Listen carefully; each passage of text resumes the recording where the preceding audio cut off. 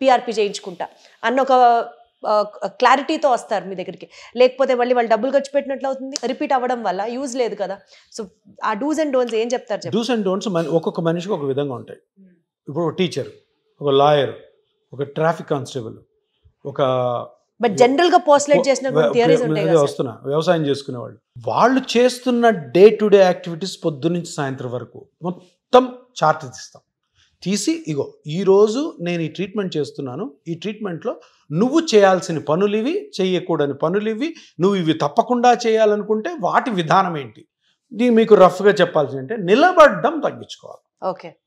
ఇక్కడ మెయిన్ టస్సలు ఎక్కడ వస్తాయంటే టీచర్కి 8 గంటల క్లాసులు, 8 క్లాసులు ఉంటే 8 × 45 ఆల్మోస్ట్ 1 అవర్ వేసుకున్నా కానీ నిలబడాలా.